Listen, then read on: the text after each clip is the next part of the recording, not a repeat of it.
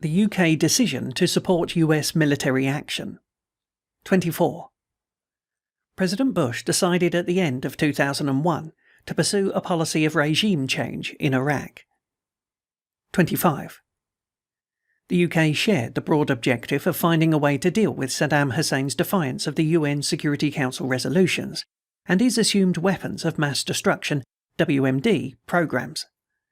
However, based on consistent legal advice, the UK could not share the US objective of regime change.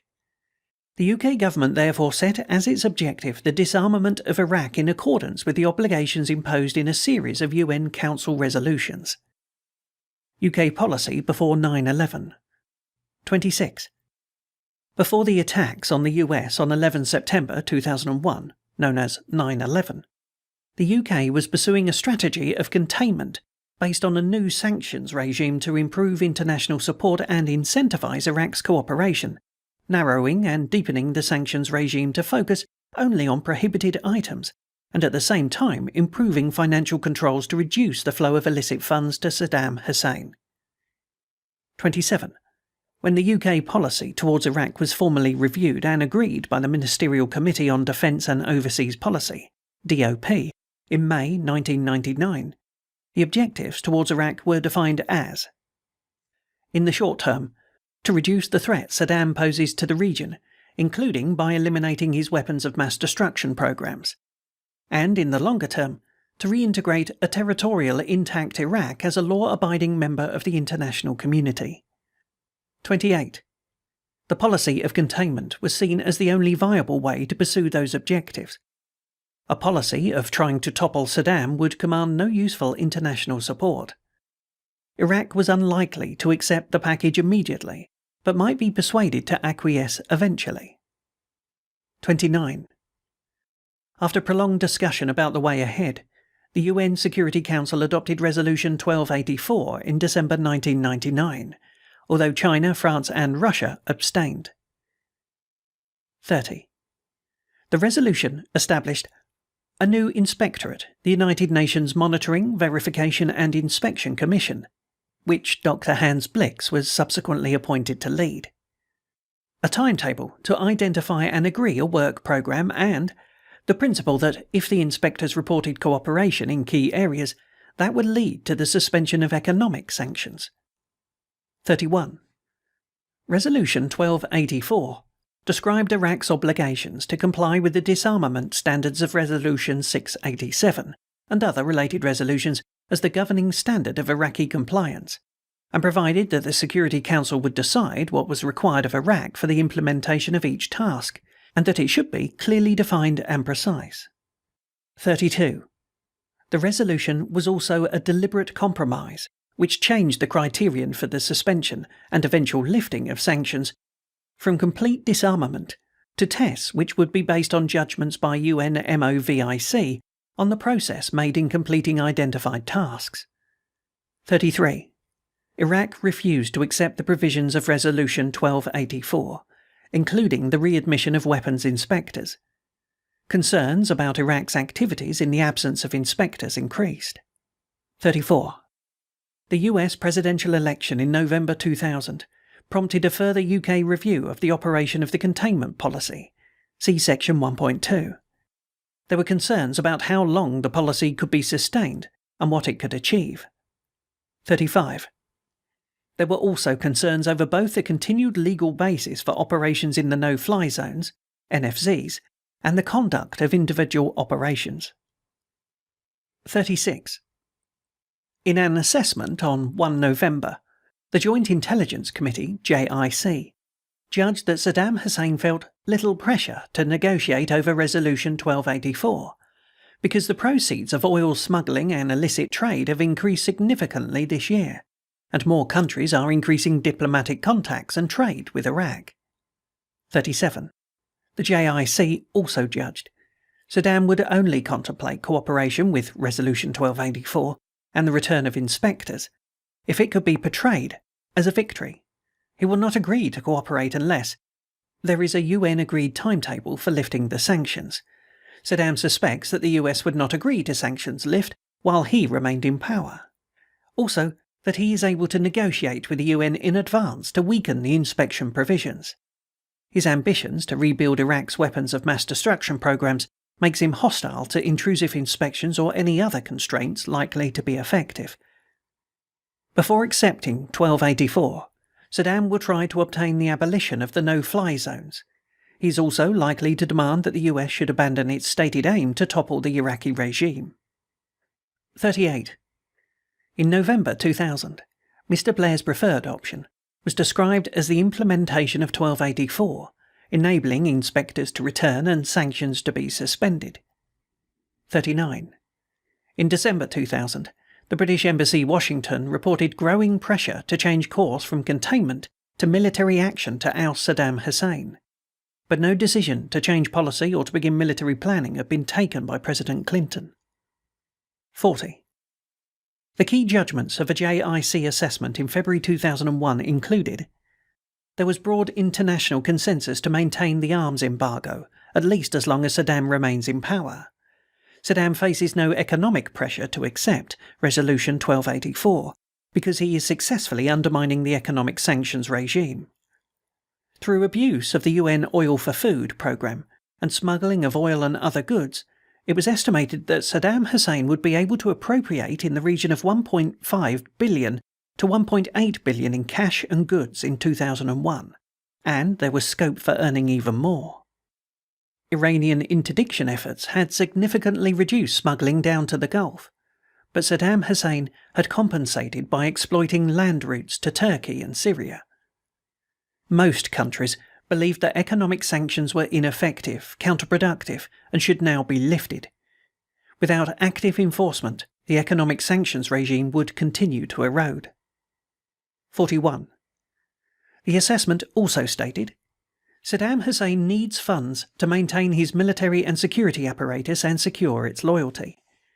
Despite the availability of funds, Iraq has been slow to comply with UN recommendations on food allocation. Saddam needed the Iraqi people to suffer to underpin his campaign against sanctions. Encouraged by the success of Iraq's border trade agreement with Turkey, frontline states were not enforcing sanctions. There had been a significant increase in the erosion of sanctions over the past 6 months. 42. When Mr. Blair had his first meeting with President Bush at Camp David in late February 2001, the US and UK agreed on the need for a policy which was more widely supported in the Middle East region. Mr. Blair had concluded that public presentation needed to be improved. He suggested that the approach should be presented as a deal, comprising 4 elements. Do the right thing by the Iraqi people with whom we have no quarrel. Tighten weapons controls on Saddam Hussein. Retain financial control of Saddam Hussein and retain our ability to strike. 43. The stated position of the UK government in February 2001 was that containment had been broadly successful. 44. During the summer of 2001, the UK had been exploring the way forward with the US, Russia and France on a draft Security Council resolution to put in place a smart sanctions regime. But there was no agreement on the way ahead between the UK, the US, China, France and Russia, the 5 permanent members of the UN Security Council. 45. Mr. Blair told the inquiry that until 11 September 2001, the UK had a policy of containment, but sanctions were eroding. The policy was partially successful, but it did not mean that Saddam Hussein was not still developing his prohibited programs. The impact of 9/11. 46. The attacks on the US on 11 September 2001 changed perceptions about the severity and likelihood of the threat from international terrorism. They showed that the attacks intended to cause large-scale civilian casualties could be mounted anywhere in the world. 47. In response to that perception of a greater threat, governments felt a responsibility to act to anticipate and reduce risks before they turned into a threat. That was described to the inquiry by a number of witnesses as a change to the calculus of risk after 9/11. 48. In the wake of the attacks, Mr. Blair declared that the UK would stand shoulder to shoulder with the US to defeat and eradicate international terrorism. 49. The JIC assessed on 18 September that the attacks on the US had set a new benchmark for terrorist atrocity, and that terrorists seeking comparable impact might try to use chemical, biological, radiological, or nuclear devices. Only Islamic extremists, such as those who shared Osama bin Laden's agenda, had the motivation to pursue attacks with the deliberate aim of causing maximum casualties. 50. Throughout the autumn of 2001, Mr. Blair took an active and leading role in building a coalition to act against the threat, including military action against al-Qaeda and the Taliban regime in Afghanistan. He also emphasized the potential risks of terrorists acquiring and using nuclear, biological, or chemical weapons, and the dangers of inaction. 51. In November 2001, the JIC assessed that Iraq had played no role in the 9/11 attacks on the US, and that practical cooperation between Iraq and al-Qaeda was unlikely. There was no credible evidence of covert transfers of WMD-related technology and expertise to terrorist groups. It was possible that Iraq might use WMD in terrorist attacks, but only if the regime was under serious and imminent threat of collapse. 52. The UK continued actively to pursue a strengthened policy of containing Iraq through a revised and more targeted sanctions regime, and seeking Iraq's agreement to the return of inspectors as required by Resolution 1284, 1999. 53.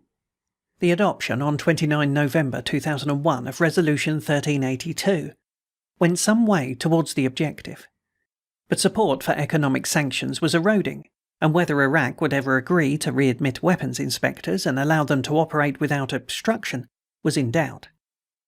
54.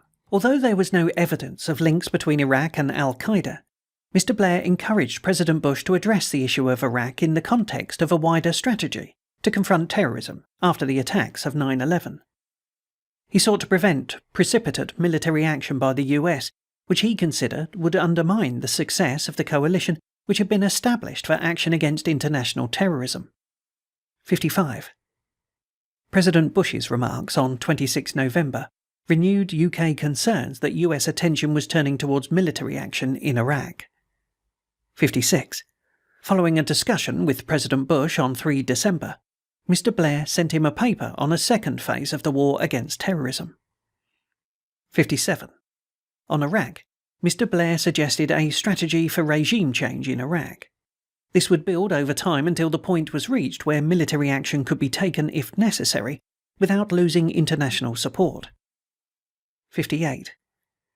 The strategy was based on the premise that Iraq was a threat which had to be dealt with, and it had multiple diplomatic strands. It entailed renewed demands for Iraq to comply with the obligations imposed by the Security Council, and for the readmission of weapons inspectors, and a readiness to respond firmly if Saddam Hussein failed to comply. 59. Mr. Blair did not, at that stage, have a ground invasion of Iraq or immediate military action of any sort in mind. The strategy included mounting covert operations in support of those with the ability to topple Saddam, but Mr. Blair did not state that when a rebellion occurred the US and UK should back it militarily. 60. That was the first step towards a policy of possible intervention in Iraq. 61. A number of issues, including the legal basis for any military action, would need to be resolved as part of developing the strategy. 62.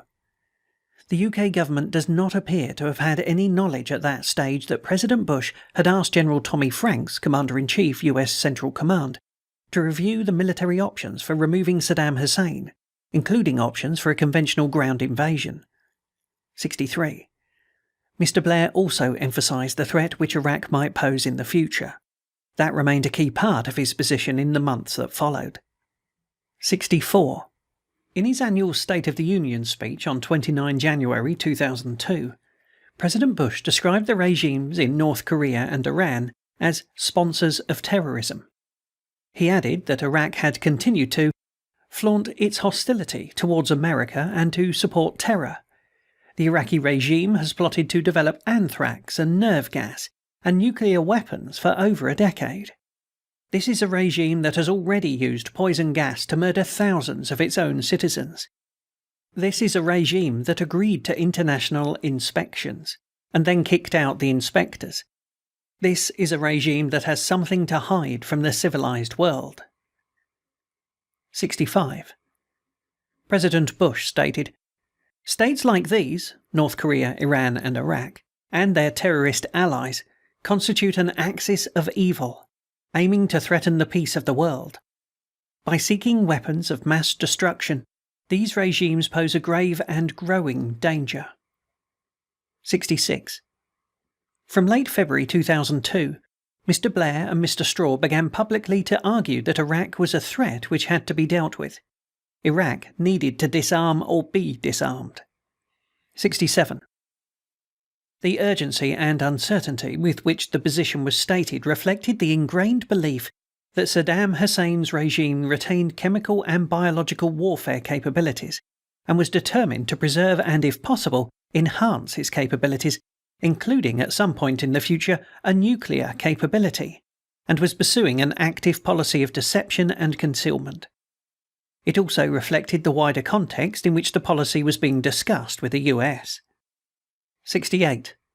On 26 February 2002, Sir Richard Dearlove, the Chief of the Secret Intelligence Service, advised that the US administration had concluded that containment would not work, and was drawing up plans for a military campaign later in the year, and was considering presenting Saddam Hussein with an ultimatum for the return of inspectors, while setting the bar so high that Saddam Hussein would be unable to comply. 69. The following day, the JIC assessed that Saddam Hussein feared a US military attack on the scale of the 1991 military campaign to liberate Kuwait, but did not regard such an attack as inevitable, and that Iraqi opposition groups would not act without visible and sustained US military support on the ground. 70. At Cabinet on 7 March, Mr. Blair and Mr. Straw emphasised that no decisions to launch further military action had been taken, and any action taken would be in accordance with international law. 71. The discussion in Cabinet was couched in terms of Iraq's need to comply with its obligations, and future choices by the international community on how to respond to the threat which Iraq represented. 72. Cabinet endorsed the conclusion that Iraq's WMD programs posed a threat to peace, and endorsed a strategy of engaging closely with the US government in order to shape policy and its presentation. It did not discuss how that might be achieved. 73. Mr. Blair sought and was given information on a range of issues before his meeting with President Bush at Crawford on 5 and 6 April. But no formal or agreed analysis of the issues and options was sought or produced. There was no collective consideration of such advice. 74. Mr. Straw's advice of 25 March proposed that the US and UK should seek an ultimatum to Saddam Hussein to readmit weapons inspectors. That would provide a route for the UK to align itself with the US without adopting the US objective of regime change. This reflected advice that regime change would be unlawful. 75. At Crawford, Mr. Blair offered President Bush a partnership in dealing urgently with the threat posed by Saddam Hussein. He proposed that the UK and the US should pursue a strategy based on the ultimatum calling on Iraq to permit the return of weapons inspectors or face consequences. 76. President Bush agreed to consider the idea, but there was no decision until September 2002. 77. In the subsequent press conference on 6 April, Mr. Blair stated that doing nothing was not an option. The threat of WMD was real and had to be dealt with. The lesson of 11 September was to ensure that groups were not allowed to develop a capability they might use. 78. In his memoir, Mr. Blair characterized the message that he and President Bush had delivered to Saddam Hussein as change the regime attitude on WMD inspectors or face the prospect of changing regime. 79. Documents written between April and July 2002 reported that, in the discussion with President Bush at Crawford, Mr. Blair set out a number of considerations in relation to the development of policy on Iraq. These were variously described as: the UN inspectors needed to be given every chance of success. The US should take action within a multilateral framework of international support, not a unilateral action. A public information campaign should be mounted to explain the nature of Saddam Hussein's regime and the threat he posed.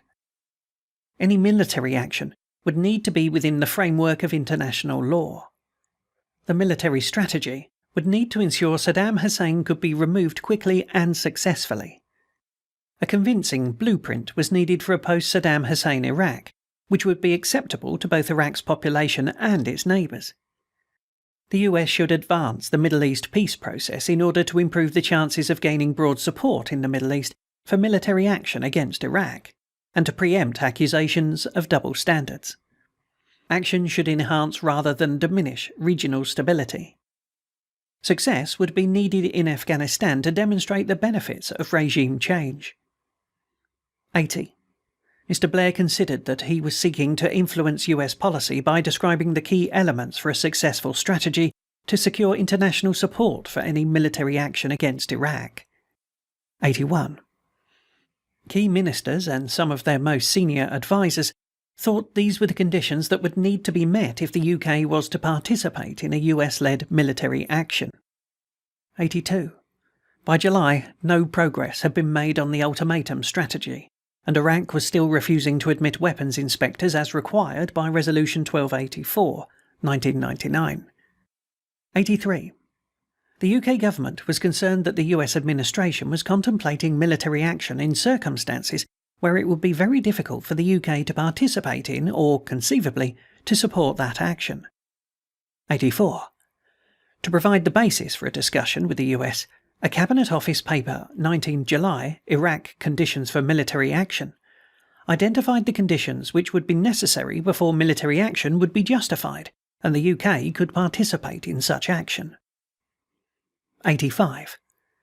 The Cabinet Office paper stated that Mr. Blair had said at Crawford that the UK would support military action to bring about regime change, provided that certain conditions were met. Efforts had been made to construct a coalition-shaped public opinion. The Israel-Palestine crisis was quiescent, and the options for action to eliminate Iraq's WMD through the UN weapons inspectors had been exhausted. 86. The Cabinet Office paper also identified the needs to address the issue of whether the benefits of military action would outweigh the risks. 87.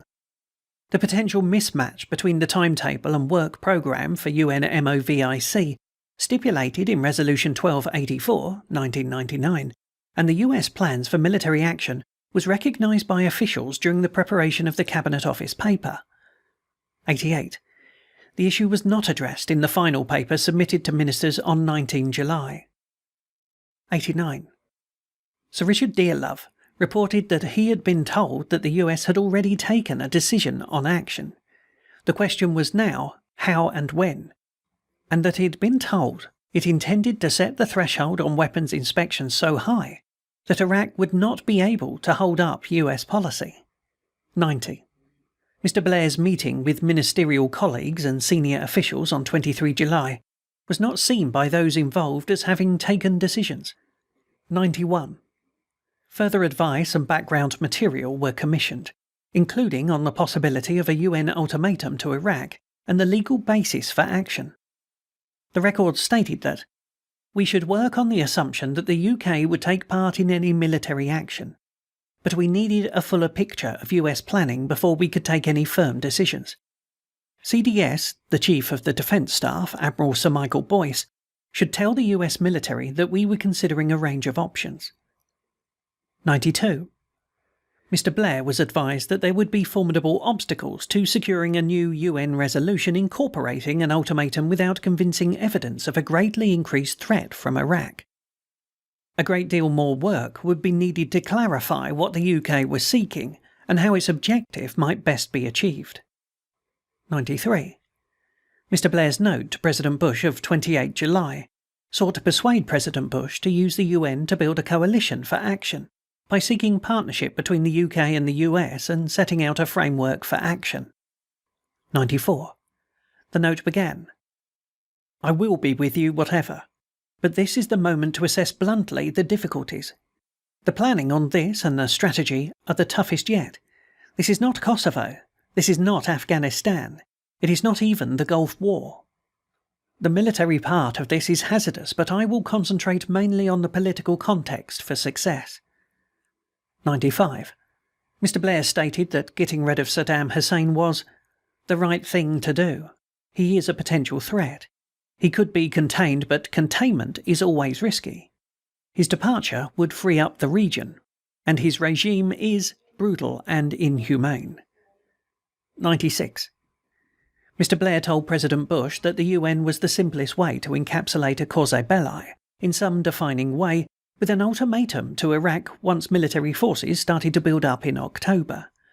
That might be backed by a UN resolution. 97. Mr. Blair thought it unlikely that Saddam Hussein intended to allow inspectors to return. If he did, the JIC had advised that Iraq would obstruct the work of the inspectors. That could result in a material breach of the obligations imposed by the UN. 98. A workable military plan to ensure the collapse of the regime would be required. 99. The note reflected Mr. Blair's own views. The proposals had not been discussed or agreed with his colleagues. Decision to take the UN route. 100. Sir David Manning, Mr. Blair's foreign policy advisor, told President Bush that it would be impossible for the UK to take part in any action against Iraq unless it went through the UN. 101. When Mr. Blair spoke to President Bush on 31 July, the central issue was a casus belli and the need for further work on the optimal route to achieve what was discussed. Mr. Blair said that he had wanted to explore whether the UN was the right route to set an ultimatum, or whether it would be an obstacle. 102. In late August, the FCO proposed a strategy of coercion, using a UN resolution to issue an ultimatum to Iraq to admit the weapons inspectors and disarm. The UK was seeking a commitment from the Security Council to take action in the event that Saddam Hussein refused or subsequently obstructed the inspectors. 103. Reflecting the level of public debate and concern, Mr. Blair decided in early September that an explanation of why action was needed to deal with Iraq should be published. 104. In his press conference at Sedgefield on 3 September, Mr. Blair indicated that time and patience were running out and that there were difficulties with the existing policy of containment. He also announced the publication of the Iraq dossier, stating that people will see that there is no doubt at all that the United Nations resolutions that Saddam is in breach of are there for a purpose. He, Saddam Hussein, is without any question still trying to develop that chemical, biological, potentially nuclear capability, and to allow him to do so without any let or hindrance, just to say we can carry on and do it, I think would be irresponsible. 105. President Bush decided in the meeting of the National Security Council on 7 September to take the issue of Iraq back to the UN. 106. The UK was a key ally whose support was highly desirable for the US. The US administration had been left in no doubt that the UK government needed the issue of Iraq to be taken back to the Security Council before it would be able to participate in military action in Iraq. 107. The objective of the subsequent discussions between President Bush and Mr. Blair at Camp David was, as Mr. Blair stated in a press conference before the discussions, to work out the strategy. 108. Mr. Blair told President Bush that he was in no doubt about the need to deal with Saddam Hussein. 109. Although at that stage no decision had been taken on which military package might be offered to the US for planning purposes, Mr. Blair also told President Bush that if it came to war, the UK would take a significant military role. 110. In his speech to the General Assembly on 12 September, President Bush set out his view of the grave and gathering danger posed by Saddam Hussein and challenged the UN to act to address Iraq's failure to meet the obligations imposed by the Security Council since 1990. He made clear that if Iraq defied the UN, the world must hold Iraq to account, and the US would work with the UN Security Council for the necessary resolutions. But the US would not stand by and do nothing in the face of the threat. 111. Statements made by China, France, and Russia in the General Assembly debate after President Bush's speech highlighted the different positions of the 5 permanent members of the Security Council, in particular about the role of the Council in deciding whether military action was justified. 112. The government dossier on Iraq was published on 24 September. It was designed to make the case and secure parliamentary and public support for the government's policy that action was urgently required to secure Iraq's disarmament. 113. In his statement to Parliament on 24 September, and in his answers to subsequent questions, Mr. Blair presented Iraq's past, current, and potential future capabilities as evidence of the severity of the potential threat from Iraq's weapons of mass destruction. He said that at some point in the future, that threat would become a reality. 114. Mr. Blair wrote his statement to the House of Commons himself, and chose the arguments to make clear his perception of the threat and why he believed that there was an overwhelming case for action to disarm Iraq. 115. Addressing the question of why Saddam Hussein had decided mid-September, but not before, to admit weapons inspectors, Mr. Blair stated that the answer was in the dossier, and it was because his chemical, biological, and nuclear program is not an historic leftover from 1998. The inspectors are not needed to clean up the old remains. His weapons of mass destruction program is active, detailed, and growing. The policy of containment is not working. The weapons of mass destruction program is not shut down. It is up and running now. 116. Mr. Blair posed and addressed 3 questions. Why Saddam? Why now? And why should Britain care? 117. On the question, why Saddam? Mr. Blair said that 2 things about Saddam Hussein stood out. He had used these weapons in Iraq, and thousands had died. And he had used them during the war with Iran, in which 1 million people died, and the regime had no moderate elements to appeal to. 118. On the question, why now? Mr. Blair stated, I agree, I cannot say that this month or next, even this year or next, Saddam will use his weapons.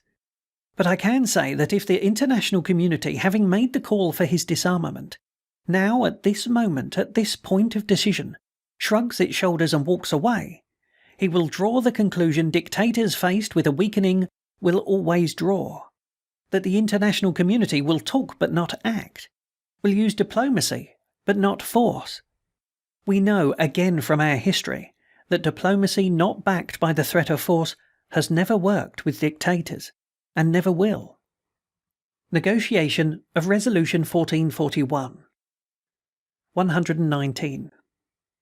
There were significant differences between the US and UK positions, and between them and China, France, and Russia, about the substance of the strategy to be adopted, including the role of the Security Council in determining whether peaceful means had been exhausted and the use of force to secure disarmament was justified. 120.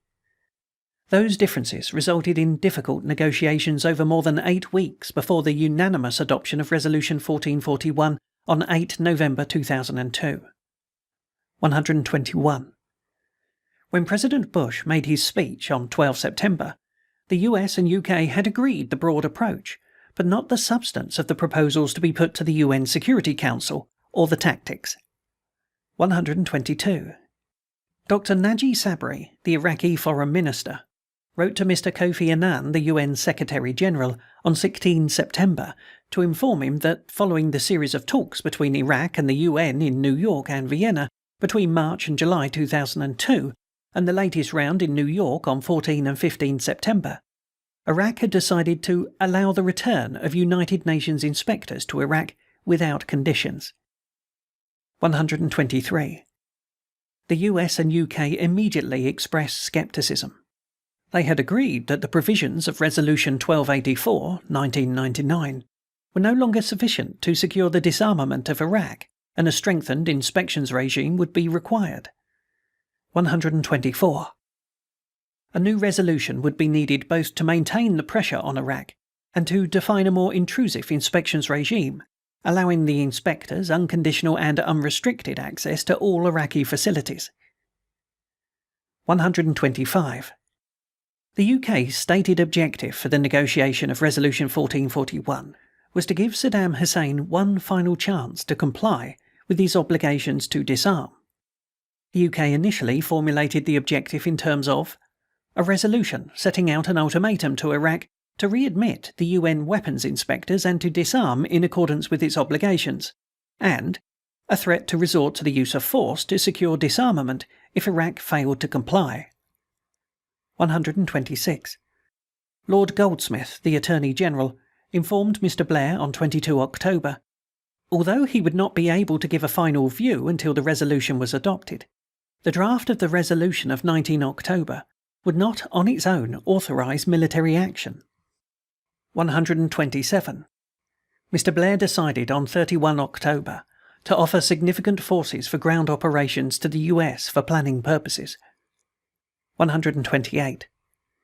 During the negotiations, France and Russia made clear their opposition to the use of force, without firm evidence of a further material breach and a further decision in the Security Council.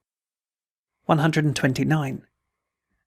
The UK was successful in changing some aspects of the US position during the negotiations, in particular, ensuring that the Security Council resolution was based on the disarmament of Iraq, rather than the wider issues as originally proposed by the US.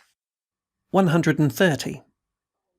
To secure consensus in the Security Council, despite the different positions of the US and France and Russia, described by Sir Jeremy Greenstock, the UK permanent representative to the UN in New York, as irreconcilable, Resolution 1441 was a compromise containing drafting fixes.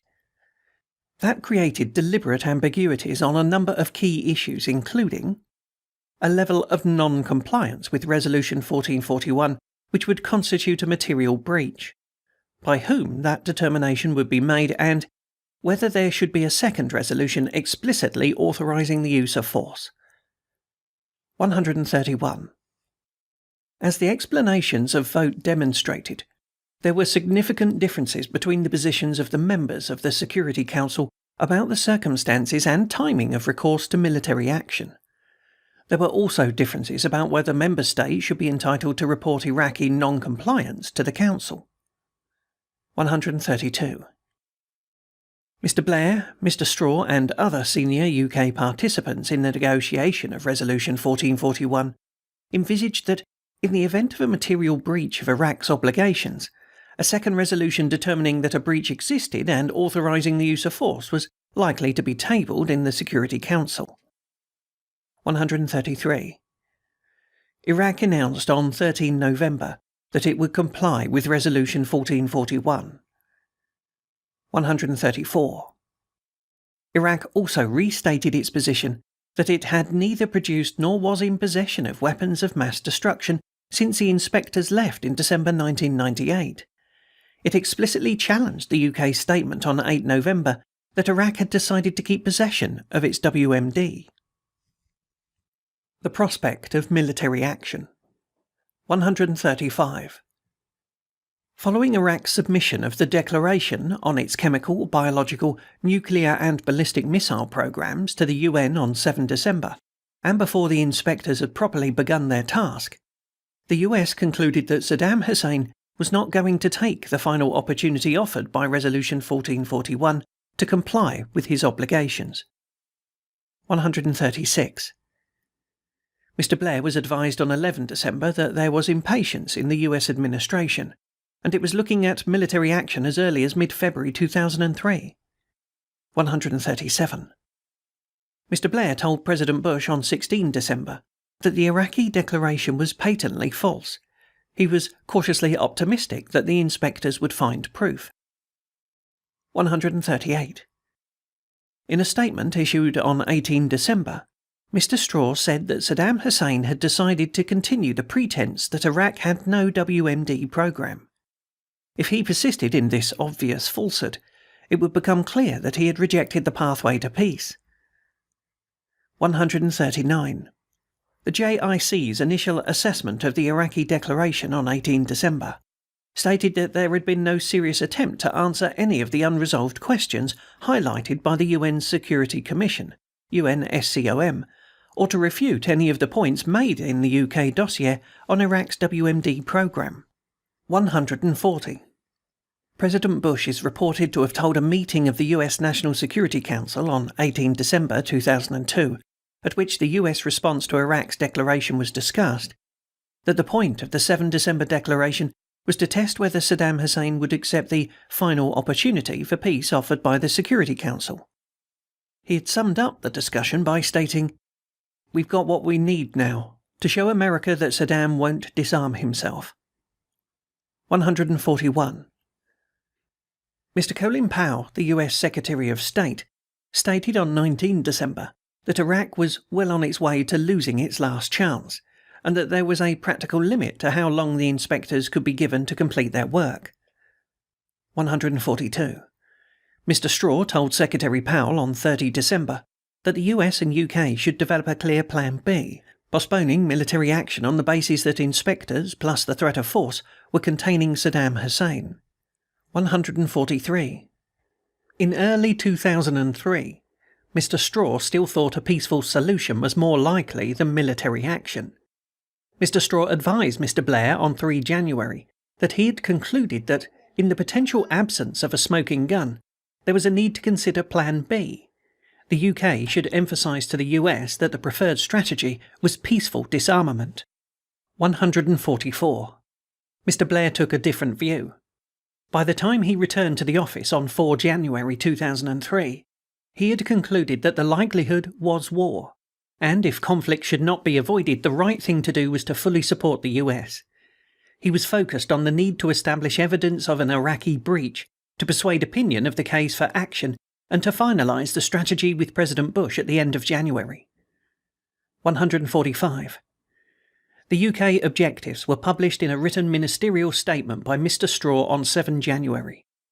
The prime objective was to rid Iraq of its weapons of mass destruction, WMD, and their associated programs, and means of delivery including prohibited ballistic missiles, as set out in UNSCR's, the UN Security Council resolutions. This would reduce Iraq's ability to threaten its neighbours and the region, and prevent Iraq using WMD against its own people. UNSCRs also require Iraq to renounce terrorism, and to return captured Kuwaitis and property taken from Kuwait. 146. Lord Goldsmith gave Mr. Blair his draft advice on 14 January that Resolution 1441 would not by itself authorise the use of military force. 147. Mr. Blair agreed on 17 January to deploy a UK division with 3 combat brigades for possible operations in southern Iraq. 148. There was no collective discussion of the decision by senior ministers. 149. In January 2003, there was a clear divergence between the UK and US government positions over the timetable for military action, and the UK became increasingly concerned that the US impatience with the inspections process would lead to a decision to take unilateral military action in the absence of support for such action in the Security Council. 150. On 23 January, Mr. Blair was advised that the US military would be ready for action in mid-February. 151. In a note to President Bush on 24 January, Mr. Blair wrote that the arguments for proceeding with a second Security Council resolution, or at the very least a clear statement from Dr. Blitz, which allowed the US and UK to argue that a failure to pass a second resolution was in breach of the spirit of 1441, remained in his view overwhelming, and that inspectors should be given until the end of March or early April to carry out their tasks. 152. Mr. Blair suggested that in the absence of a smoking gun, Dr. Blix would be able to harden up his findings on the basis of a pattern of non-cooperation from Iraq, and that would be sufficient for support for military action in the Security Council. 153. The US and UK should seek to persuade others, including Dr. Blix, that that was the true view of Resolution 1441. 154. Mr. Blair used an interview on Breakfast with Frost on 26 January to set out the position that the inspection should be given sufficient time to determine whether or not Saddam Hussein was cooperating fully. If he was not, that would be a sufficient reason for military action. A find of WMD was not required. 155. Mr. Blair's proposed approach to his meeting with President Bush was discussed in a meeting of ministers before Cabinet on 30 January, and then discussed in general terms in Cabinet itself. 156. In a note prepared before his meeting with President Bush on 31 January, Mr. Blair proposed seeking a UN resolution on 5 March, followed by an attempt to mobilise Arab opinion to try to force Saddam out, before military action on 15 March. 157. When Mr. Blair met President Bush on 31 January, it was clear that the window of opportunity before the US took military action would be very short. The military campaign could begin around 10 March. 158. President Bush agreed to seek a second resolution to help Mr. Blair, but there were major reservations within the US administration about the wisdom of that approach.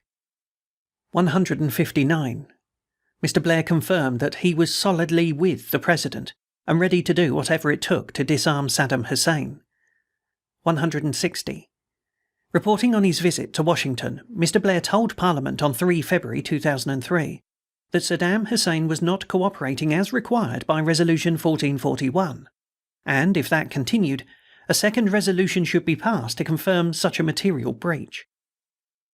161. Mr. Blair continued to set the need for action against Iraq in the context of the need to be seen to enforce the will of the UN and to deter future threats. The gap between the permanent members of the Security Council widens. 162. In their reports to the Security Council on the 14th of February, Dr. Blix reported that the UNMOVIC had not found any weapons of mass destruction and the items that were not accounted for might not exist, but Iraq needed to provide the evidence to answer the questions, not belittle them. Dr. Mohammed al-Barabdi, Director General of the International Atomic Energy Agency, IAEA, reported that the IAEA had found no evidence of ongoing prohibited nuclear or nuclear-related activities in Iraq, although a number of issues were still under investigation. 163. In the subsequent debate, members of the Security Council voiced widely divergent views. 164. Mr. Annan concluded that there were real differences on strategy and timing in the Security Council. Iraq's non-cooperation was insufficient to bring members to agree that war was justified. They would only move if they came to their own judgment that inspections were pointless. 165. On 19 February, Mr. Blair sent President Bush a 6-page note. He proposed focusing on the absence of full cooperation and a simple resolution stating that Iraq had failed to take the final opportunity, with a side statement defining tough tests of cooperation and a vote on 14th March to provide a deadline for action. 166. President Bush and Mr. Blair agreed to introduce a draft resolution at the UN the following week, but its terms were subject to further discussion. 167. On 20 February, Mr. Blair told Dr. Blix that he wanted to offer the US an alternative strategy, which included a deadline and tests for compliance. He did not think Saddam Hussein would cooperate, but he would try to get Dr. Blix as much time as possible. Iraq could have signalled a change of heart in the December declaration. The Americans did not think that Saddam was going to cooperate, nor did he, but we needed to keep the international community together. 168. Dr. Blix stated that full cooperation was a nebulous concept, and a deadline of 15 April would be too early. Dr. Blix commented that perhaps there was not much WMD in Iraq after all. Mr. Blair responded that even German and French intelligence were sure that there was WMD in Iraq. Dr. Blix said they seemed unsure about mobile BW production facilities. It would be paradoxical and absurd if 250,000 men were to invade Iraq and find very little. 169.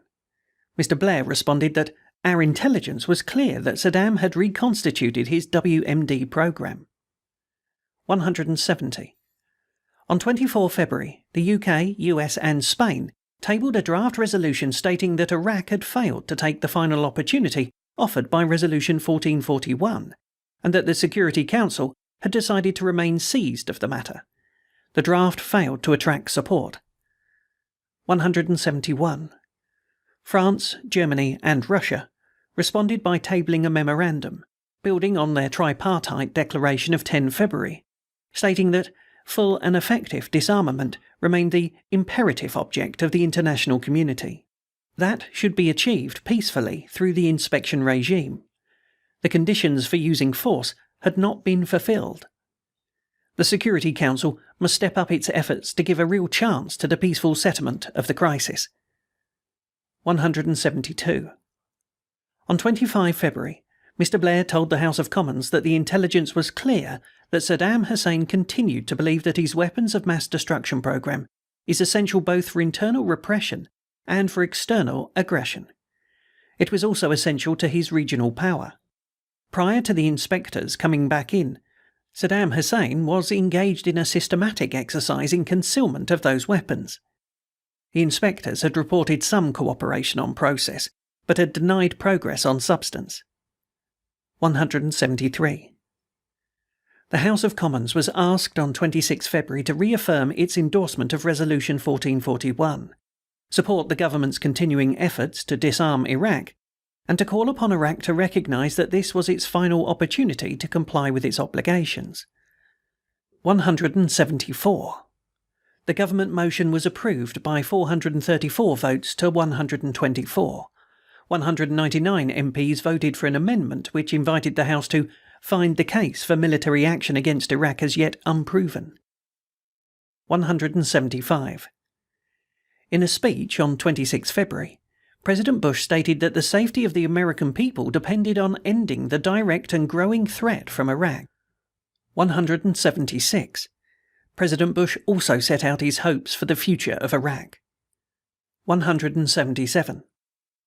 Reporting discussions in New York on 26 February, Sir Jeremy Greenstock wrote that there was a general antipathy to having now to take decisions on this issue, and a wariness about what our underlying motives are behind the resolution.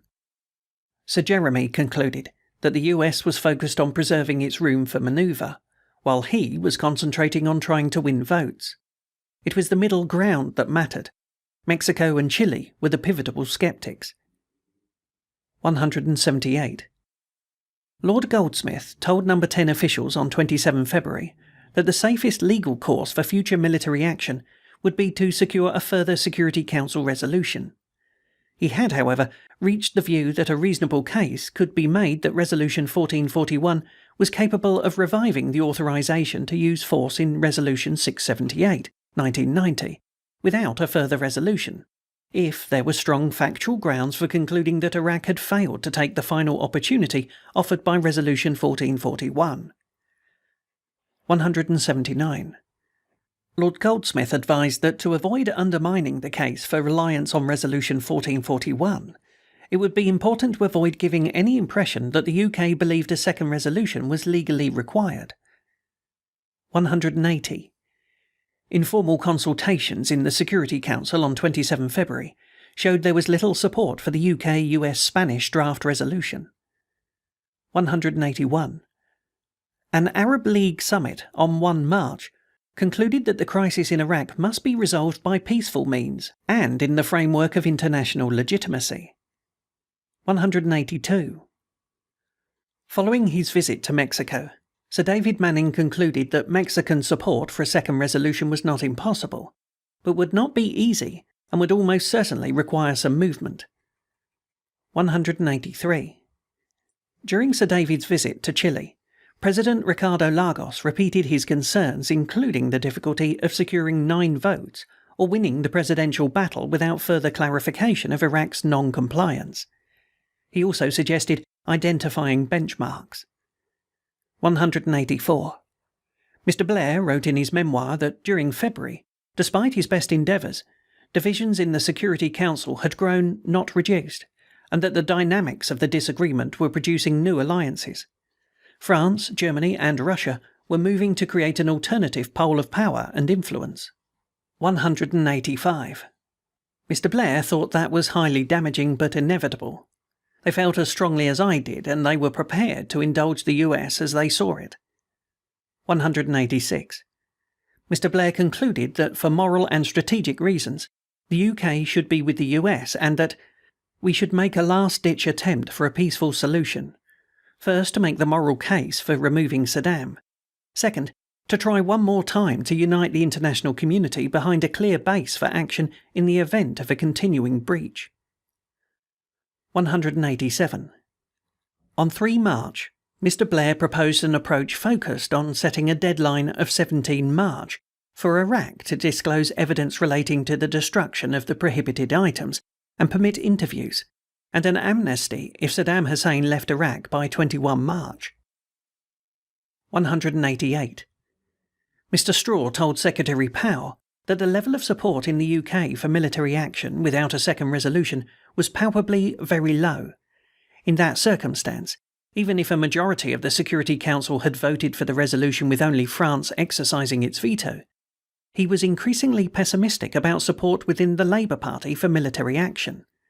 The debate in the UK was significantly defined by the tone of the debate in Washington, and particularly remarks made by the President and others to the right of him, which suggested the US would go to war whatever, and was not bothered about a second resolution one way or another. 189. Following a discussion with Mr. Blair, Mr. Straw told Secretary Powell that Mr. Blair was concerned that, having shifted world and British public opinion over the months, it had now been seriously set back in recent days. We were not in the right position. The Prime Minister was considering a number of ideas which he might well put to the President. 190.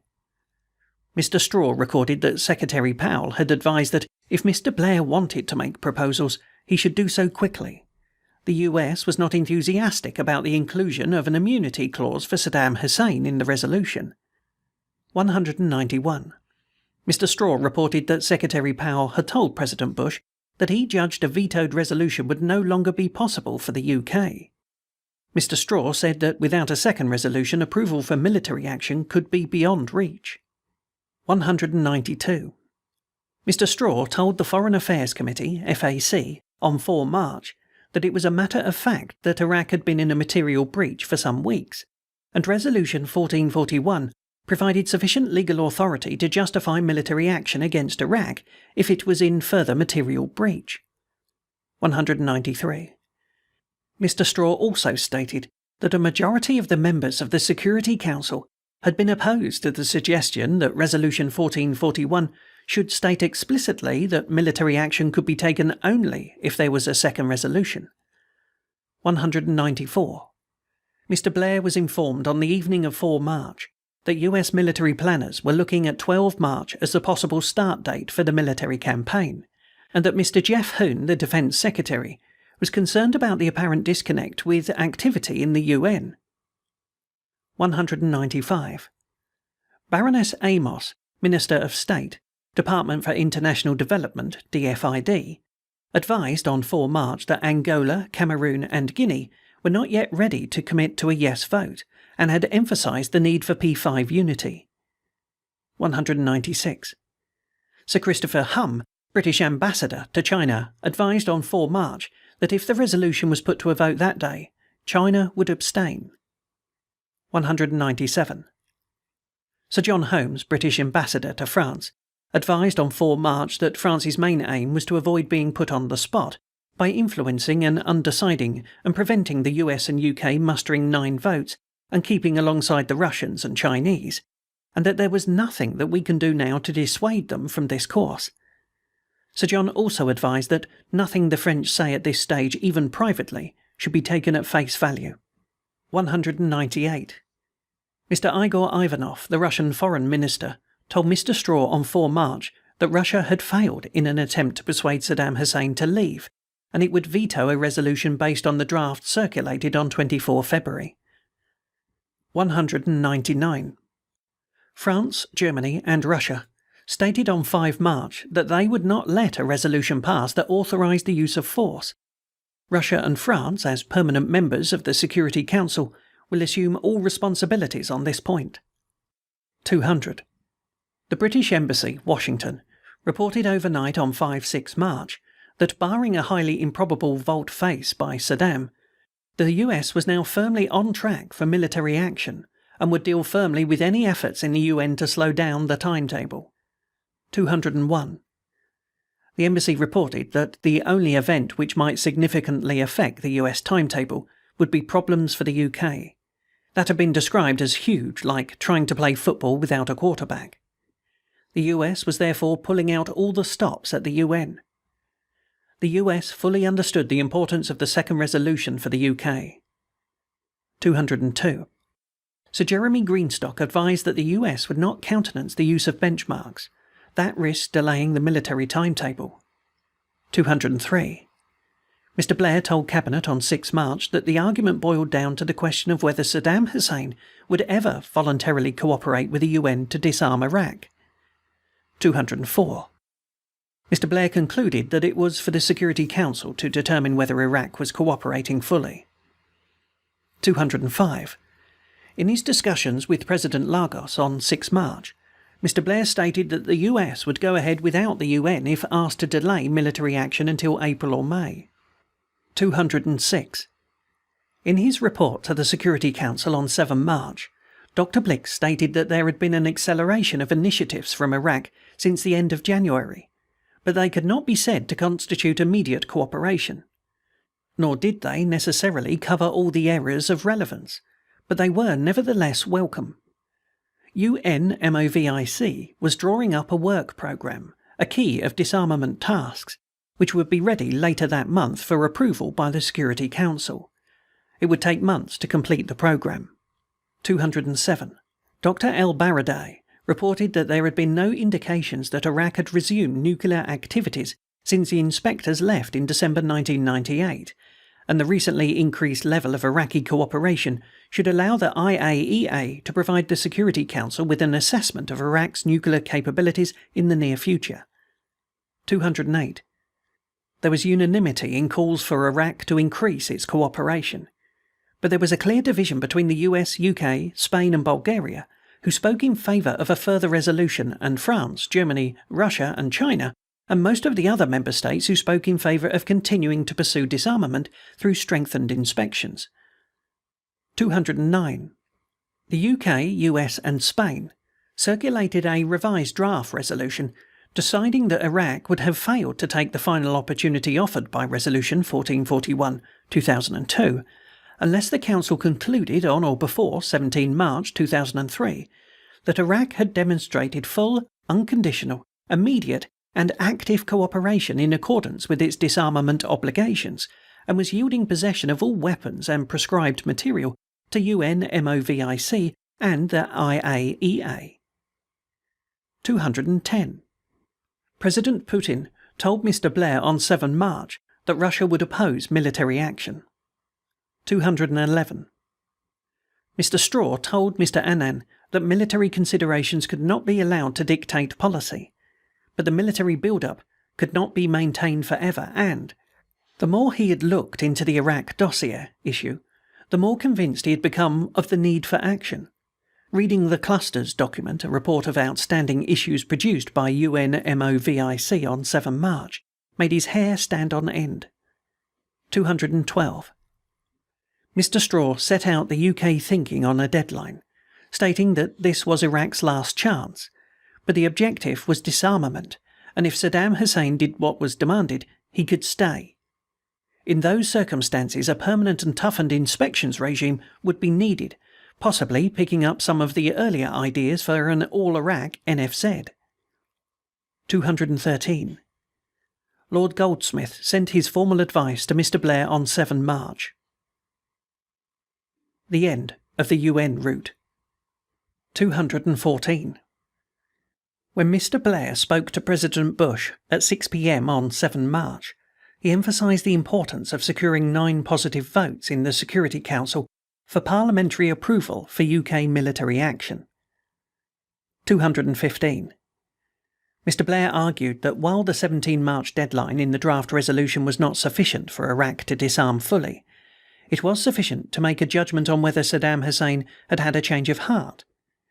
If Iraq started to cooperate, the inspectors could have as much time as they liked. 216. In a last attempt to move opinion and secure the support of 9 members of the Security Council, Mr. Blair decided on 8 March to propose a short extension of a timetable beyond 17 March, and to revive the idea of producing a side statement, setting out a series of tests which would provide the basis for a judgment on Saddam Hussein's intentions. 217. The initiative was pursued through intensive diplomatic activity to lobby for support between London and the capitals of the Security Council member states. 218. Mr. Blair told the inquiry, "It was worth having one last-ditch chance to see if you could bring people back together on the same page. What President Bush had to do was to agree to table a fresh resolution. What the French had to agree was you couldn't have another resolution and another breach and no action. So my idea was to define the circumstances of breach. That was the test that we applied with Hans Blix. Get the Americans to agree to the resolution, get the French to agree that you couldn't just go back to the same words of 1441 again. You had to take it a stage further." 219. In a discussion on 9 March, Mr. Blair told President Bush that he needed a second resolution to secure parliamentary support for UK military involvement in military action. He sought President Bush's support for setting out tests in a side statement, including that the vote in the Security Council might have to be delayed by a couple of days. 220. President Bush was unwilling to countenance delay. He was reported to have told Mr. Blair that if the second resolution failed, he would find another way to involve the UK. 221. Mr. Blair told President Bush the UK would be with the US in taking action if he, Mr. Blair, possibly could be. 222. Sir Jeremy Greenstock reported that Dr. Blitz was prepared to work with the UK on identifying tests, but had reminded him that the UMMOVIC still lacked clear evidence that Iraq possessed any WMD. 223. Mr. Blair spoke twice to President Lagos on 10 March in an attempt to find a path that President Lagos and President Vicente Fox of Mexico would support. 224. In the second conversation, Mr. Blair said that he thought it would be possible to find different wording on the ultimatum to Iraq. Timing would be difficult, but he would try to get some flexibility if the first two issues fell into place. 225. Mr. Straw reported that Secretary Powell thought that there were 7 solid votes and uncertainty about Mexico, Chile and Pakistan. If there were fewer than 9, the second resolution could not be put to the vote. 226. Mr. Straw replied that he was increasingly coming to the view that we should not push the matter to a vote if we were going to get vetoed, but that had not yet been agreed by Mr. Blair. 227.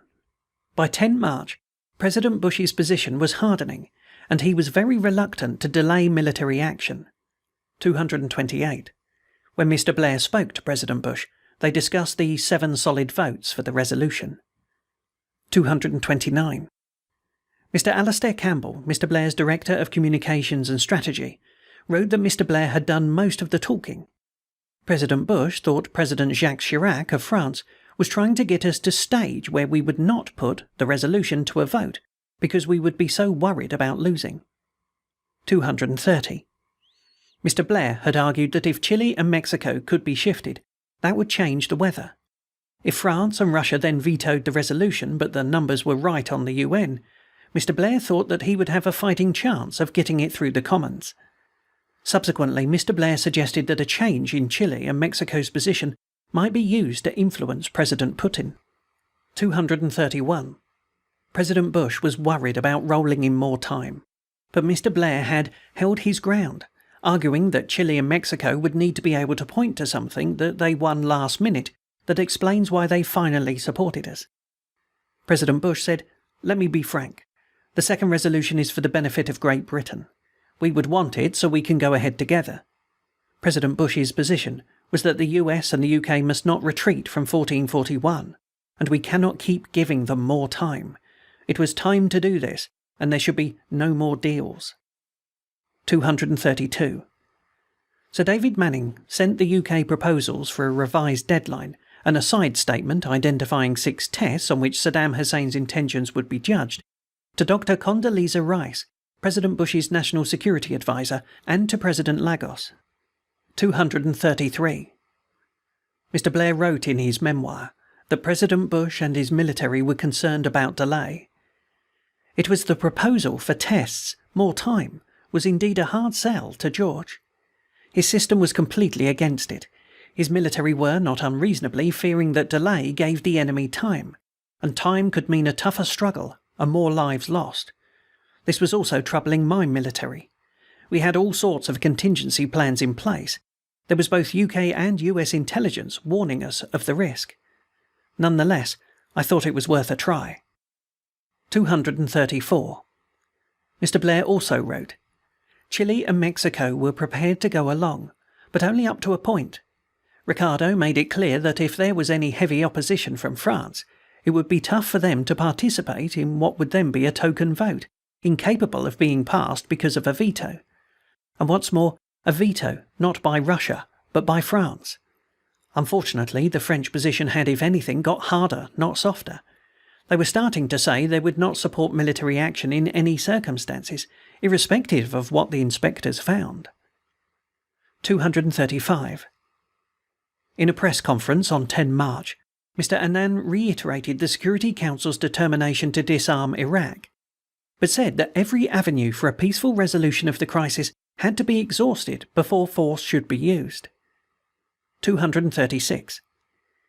Mr. Annan also warned that if the Security Council failed to agree on a common position and action was taken without the authority of the Council, the legitimacy and support for any such action would be seriously impaired.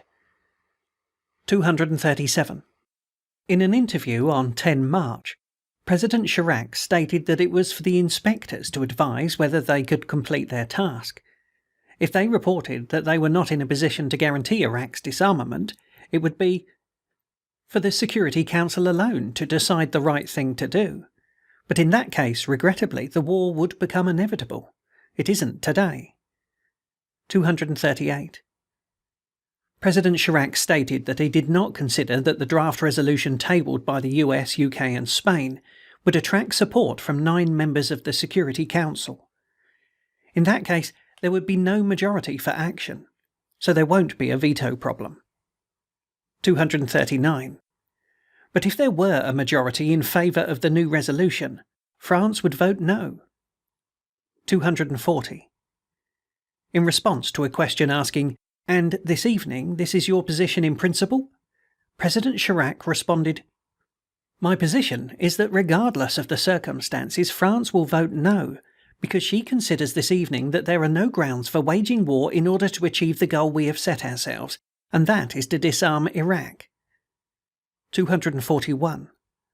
By 11 March, it was clear that in the time available before the US was going to take military action, it would be difficult to secure 9 votes in the Security Council for a resolution determining that Iraq had failed to take the final opportunity offered by Resolution 1441. 242. Mr. Straw wrote to Mr. Blair on 11 March, setting out his firm conclusion that, "If we cannot gain 9 votes and be sure of no veto, we should not push our second resolution to a vote. The political and diplomatic consequences for the UK would be significantly worse to have our resolution defeated than if we camp on 1441. 243. Mr. Straw set out his reasoning in some detail, including that, although in earlier discussion he had warmed to the idea that it was worth pushing the issue to a vote, if we had 9 votes and faced only a French veto, the more he thought about this, the worse the idea becomes. A veto by France was only, in practice, less likely than 2 or even 3 vetoes. The best, least likely way to gain a moral majority was by the Kosovo route, essentially what I am recommending. The key to our moral legitimacy then was the matter never went to a vote, but everyone knew the reason for this was that Russia would have vetoed it. 244. Mr. Straw suggested that the UK should adopt a strategy based on the argument that Iraq had failed to take the final opportunity offered by Resolution 1441, and that the last 3 meetings of the Security Council met the requirement for Security Council consideration of reports of non-compliance. 245. Mr. Straw also identified the need for a Plan B for the UK to not participate in military action in the event that the government failed to secure a majority in the Parliamentary Labour Party for military action. 246. Mr. Straw concluded, "We will obviously need to discuss all this, but I thought it best to put it in your mind as events could move fast, and what I propose is a great deal better than the alternatives. When Bush graciously accepted your offer to be with him all the way, he wanted you alive, not dead." 247. There was no reference in the minute to President Chirac's remarks the previous evening. 248. When Mr. Blair and President Bush discussed the position late on 11 March, it was clear that President Bush was determined not to postpone the start of military action. They discussed the impact of President Chirac's veto threats. Mr. Blair considered that President Chirac's remarks gave some cover for ending the UN route. 249. Reporting discussions in New York on 11 March on the draft resolution and details of a possible side statement, Sir Jeremy Greenstock advised that the draft resolution tabled by the UK, US and Spain on 7 March had no chance of adoption. 250.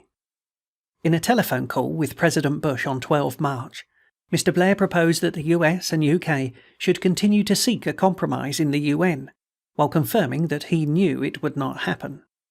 He would say publicly that the French had prevented them from securing a resolution, so that there would not be one. 251.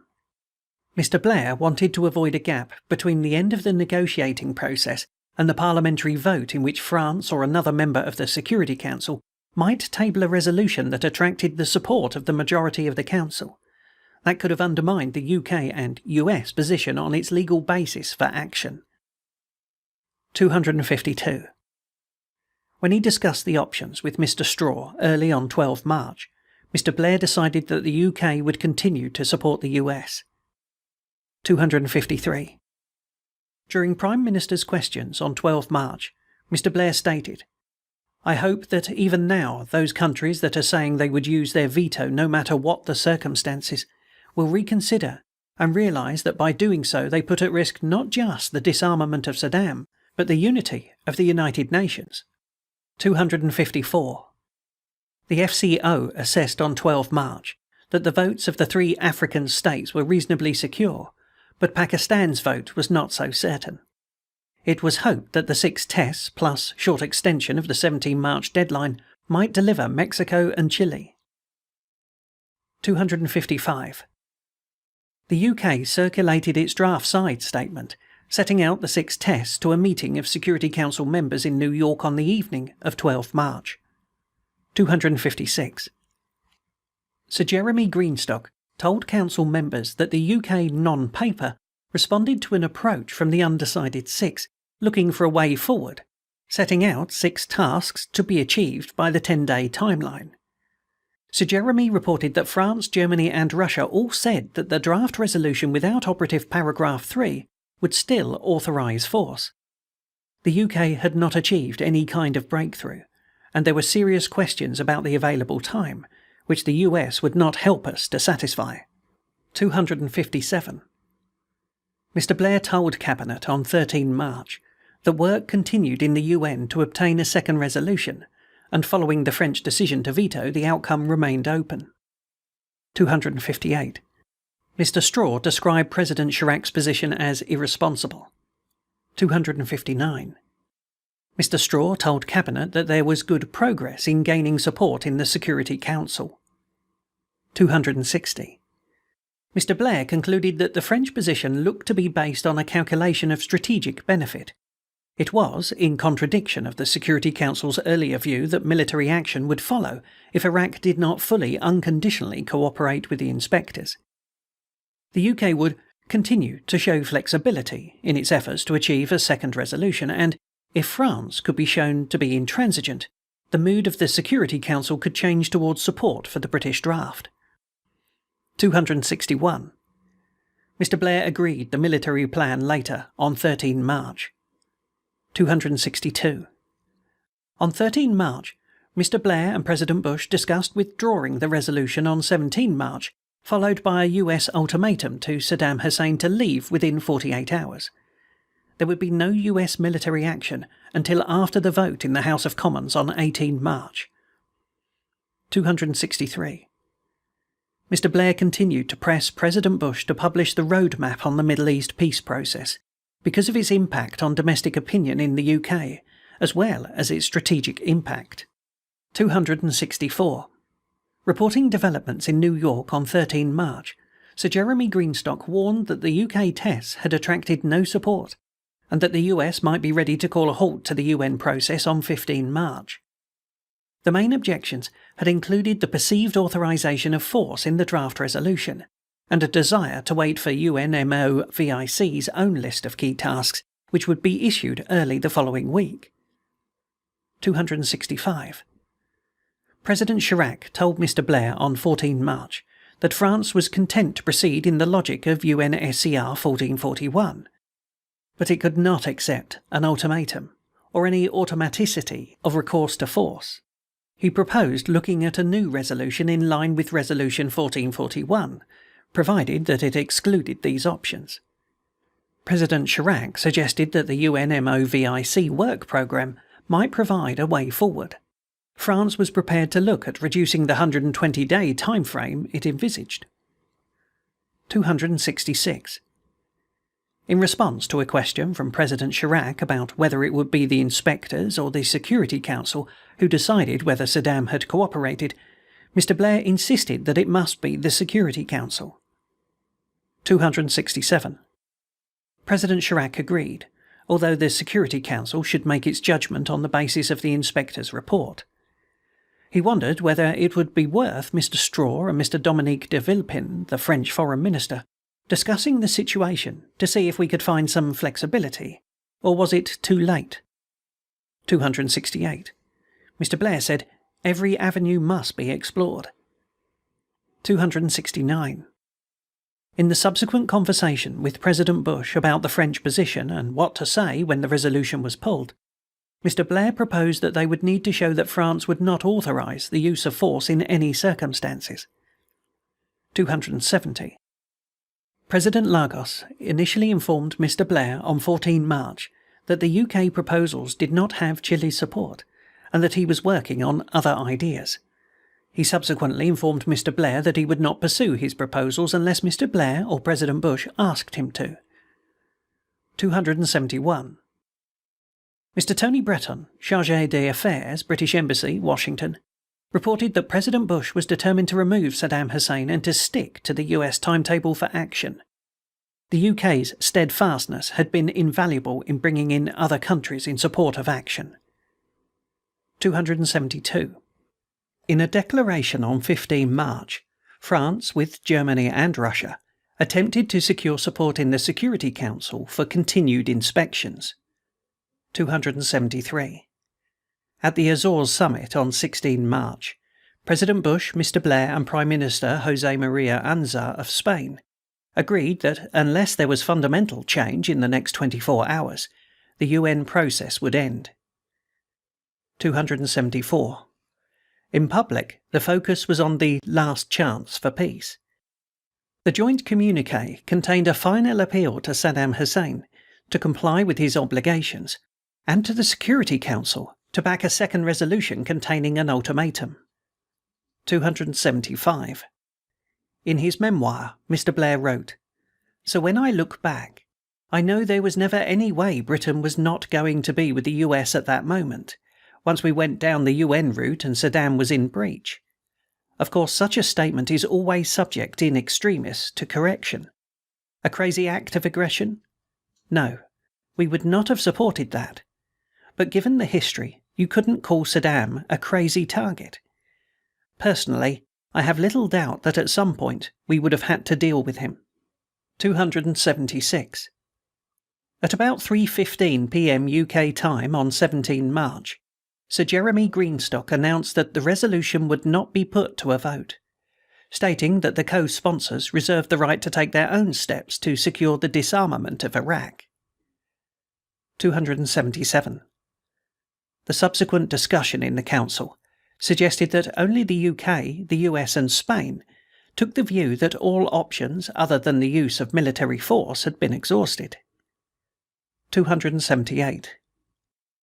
A specially convened cabinet at 1600 on 17 March 2003 endorsed the decision that the diplomatic process was now at an end, and Saddam Hussein should be given an ultimatum to leave Iraq, and that the House of Commons would be asked to endorse the use of military action against Iraq to enforce compliance if necessary. 279. In his statement to the House of Commons that evening, Mr. Straw said that the government had reluctantly concluded that France's actions had put a consensus in the Security Council on further resolution beyond reach. 280. As a result of Saddam Hussein's persistent refusal to meet the UN's demands, the Cabinet had decided to ask the House of Commons to support the UK's participation in military action should that be necessary to achieve the disarmament of Iraq, and thereby the maintenance of the authority of the United Nations. 281. Mr. Straw stated that Lord Goldsmith's written answer set out the legal basis for the use of force. 282.